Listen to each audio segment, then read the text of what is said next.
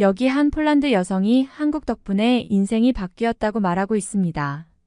그리고 방문한 한국에서 충격적인 일들을 겪으면서 한국을 동경하고 무척이나 부러워하고 있는데요. 오늘의 사연 시작합니다. 안녕하세요. 저는 폴란드에서 기자 생활을 하고 있는 카타르지나라고 합니다. 이제 기자가 된 지 얼마 되지 않은 새내기라서 매일 사고를 치고 여기저기서 혼나면서 일을 배우고 있지만 어린 시절부터 꿈꾸었던 기자가 된 것에 감사하며 하루하루 보내고 있습니다. 사실 제가 기자가 된 것은 한국의 영향을 받았기 때문인데요. 제가 중학교 시절부터 K-팝이라는 것이 학교에서 열풍이 불었고 여기저기서 K-팝 음악을 듣는 학생들이 많아지면서 저까지 영향을 미쳤거든요. 저는 사실 노래를 좋아하지도 않고 한국에 대해 관심도 없었어요. 한국이라는 나라가 있는 줄도 몰랐고 유럽이 아닌 아시아의 나라라는 사실도 몰랐죠. 오직 유럽의 몇몇 나라들만 알고 있었을 때니까요. 그런데 친구들 사이에서 K-팝 이야기를 하지 않으면 대화에 끼지도 못할 정도가 되었고 저는 왕따가 될 위기에 처하게 되면서 부랴부랴 한국을 알아보기 시작했습니다. 인터넷을 통해서 한국에 대한 정보를 찾아보고 어떤 나라인지 어떤 역사를 가진 나라인지 또 K-팝이 언제부터 인기가 있었는지 등에 대해서 조사했죠. 저는 어린 시절부터 무언가를 찾아보는 데에 집요한 면이 있었고 한번 알아보려고 마음먹은 것은 반드시 끝까지 찾아야 하는 성격 탓에 단 며칠 만에 다른 친구들보다도 한국에 대해 전문가가 될 정도였습니다. 알고 보면 한국은 폴란드와 비슷한 역사를 가진 나라였더라고요. 폴란드도 나치 독일에 의해 모진 고통을 당했고 아우슈비츠 수용소에서 굉장히 많은 사람들이 희생당했는데 한국도 일본에게 일제강점기 시절을 겪으면서 무척 고생했다고 하더라고요. 그래서인지 한국에는 한의 정서가 있고 그것을 노래로 승화시키면서 노래가 굉장히 발달하게 된 것 같더라고요. 이런 한국의 사정을 알고 나니 한국이 무척이나 달라 보였고 그 누구보다도 한국에 푹 빠지게 되었습니다. 음악 스트리밍이나 유튜브도 발달하지 않은 시절이라서 노래를 듣기 위해 음원 사이트에서 원하는 음악을 구매해서 듣거나 한국에서 폴란드까지 건너온 음반들을 구매해서 들었는데요. 용돈을 아껴가면서 군것질은 못하더라도 한국의 음악은 꼭 찾아서 듣게 되더라고요. 친구들에게서도 저를 한국통으로 불리게 되고 한국에 새로 데뷔한 아이돌이나 가수 등을 알려주는 역할을 하기도 했죠. 이러한 생활을 지속하다 보니 저는 자연스럽게 언론사나 방송국의 기자를 꿈꾸게 되었습니다. 저의 부모님은 힘든 일을 하는 것 같다시면서 부모님께서 운영하시는 빵집을 이어받으라고 하셨지만 저는 조금 고되긴 해도 기자 생활이 너무나 행복해 보였고 제가 꿈꾸던 일이었기에 즐겁게 하게 되었습니다. 그런데 저는 늘 한 가지 마음에 걸리는 부분이 있었는데요. 바로 바쁜 기자 생활 때문에 한국에 아직까지 한 번도 가보지 못했기 때문이죠. 저는 가족들과 반드시 한국에 가보고 싶었고 한국의 음식이나 문화 등을 부모님께 소개해드리고 싶었거든요. 그런데 얼마 전 저희 가족에게 특별한 일이 생기고 말았습니다. 바로 폴란드의 공무원인 저의 큰오빠가 한국을 방문하게 되었거든요. 방위산업체 사람들과 폴란드의 공무원들이 한국에 가게 되었는데 운이 좋게 오빠도 함께 따라가게 되었다고 좋다고 하더라고요. 큰오빠는 저의 소원인 한국 구경을 저 대신 가게 되었다면서 무언가 미안한 마음이 들었는지 한 가지 제안을 했죠. 빵집을 돕는 작은 오빠와 함께 부모님을 모시고 한국에 가면 어떻겠냐고 하더라고요. 저는 한국에 가기 딱 좋을 타이밍이면서 회사 일도 많지 않을 시기라 당연히 바로 오케이를 했고 부모님과 작은 오빠를 설득해서 한국에 가기로 했습니다. 그렇게 저희 3남매와 부모님은 얼떨결에 한국 구경을 가게 된 것이죠. 큰오빠는 한국은 K-팝뿐만이 아니고 방산도 무척이나 유명하다면서 한국 자랑을 평소에 많이 했는데 이런 좋은 기회를 갖게 되어서 정말 행복하다 못해서 황홀했습니다. 제가 가장 구경하고 싶은 곳은 서울의 한강과 젊음의 상징인 홍대거리 등을 가고 싶었고 부모님과는 한국의 사우나를 가서 새로운 추억을 쌓고 싶었습니다. 그렇게 큰 오빠가 먼저 떠난 이후에 저희 넷이 한국으로 떠나게 되었는데 작은 오빠가 배탈이 났는지 배가 살살 아프다고 하더라고요. 일단 계획된 여행이었고 금방 괜찮아질 것이라는 생각에 비행기를 탔지만 작은 오빠의 배탈은 멈추지가 않더라고요. 공항에서 내려서 서울에 있는 숙소로 향하는데 식은땀을 뻘뻘 흘리면서 힘들어하는 작은 오빠의 상황이 심상치 않음을 느꼈고 저희는 긴급하게 큰 병원을 찾았습니다. 그런데 작은 오빠는 충수염이라고도 하는 맹장염에 걸렸던 것이고 얼른 수술하지 않으면 위험할 수도 있는 병이 바로 맹장염이라고 하더라고요. 바로 수술을 해야 한다는 말에 어쩔 줄을 모르고 있었는데 정말 수술을 바로 시작하러 들어가는 모습을 보니 도대체 이게 무슨 일인가 싶더라고요. 부모님은 머나먼 타국에서 수술을 받는 오빠의 모습을 보시면서 괜히 여행을 오게 되어서 이런 일에 처했다고 하셨고 폴란드보다 더 큰 수술비가 나올 것이 뻔한데 비용도 감당하기 힘들다며 울먹이셨죠.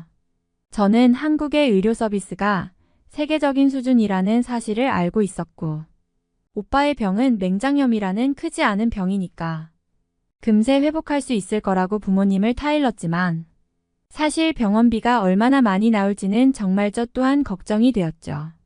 사실 작은 오빠가 빵집을 함께 운영하게 되면서 가게의 규모를 키우면서 이사를 한 지 얼마 안 되었을 상태라서 저희 집에 여윳돈이 없었거든요. 심지어 제가 모아둔 돈까지 탈탈 털어서 한국에 오는 데에 써버렸으니 도저히 병원비를 걱정하지 않을 수가 없었습니다. 큰오빠 또한 결혼 준비가 한창이라서 집을 사려는 상황이라 빌릴 처지도 되지 못했으니까요.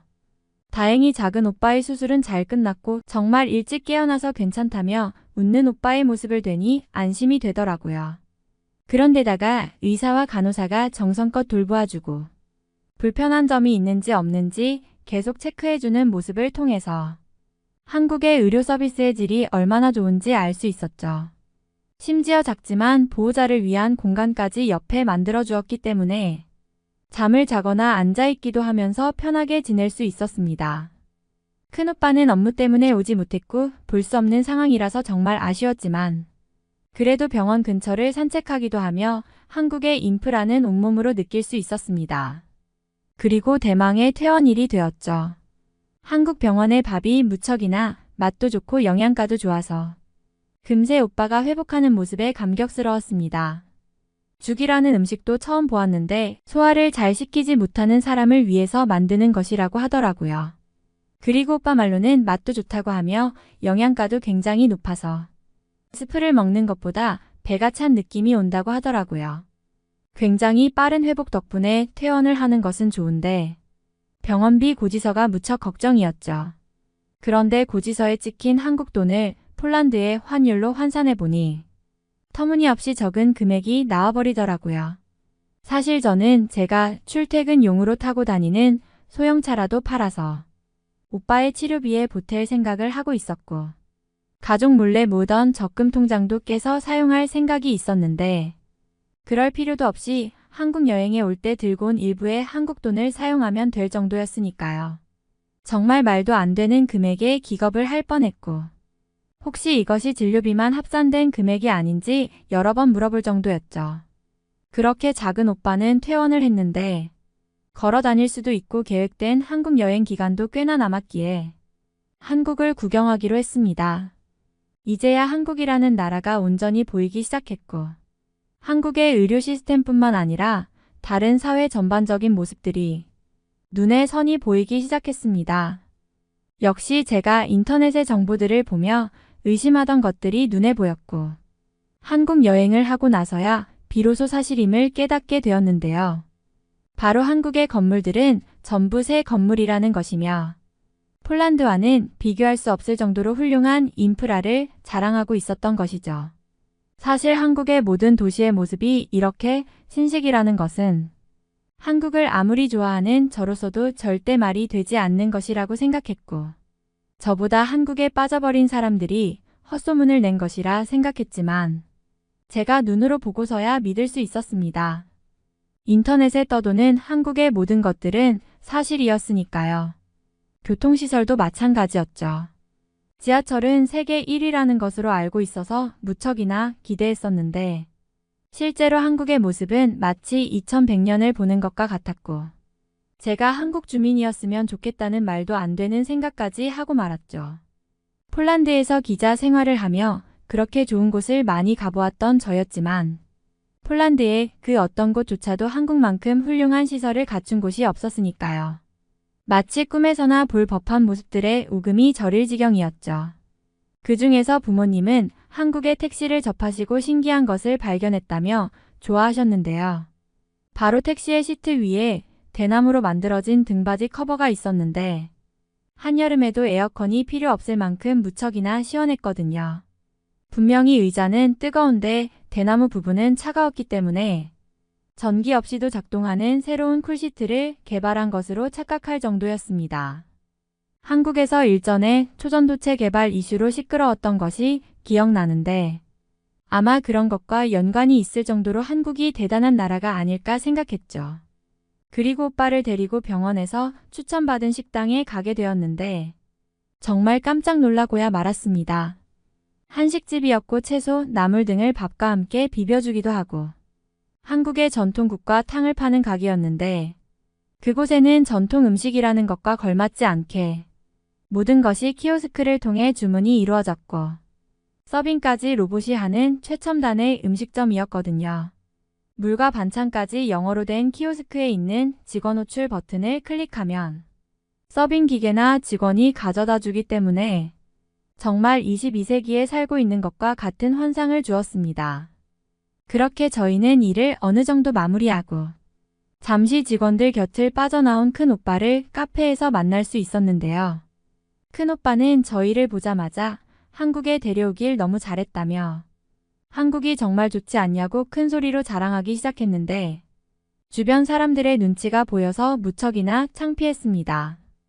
큰오빠와 직원들이 보기에도 한국은 정말 근사한 도시였고 폴란드에서 무기 수입을 할 정도로 어마어마한 국가였죠.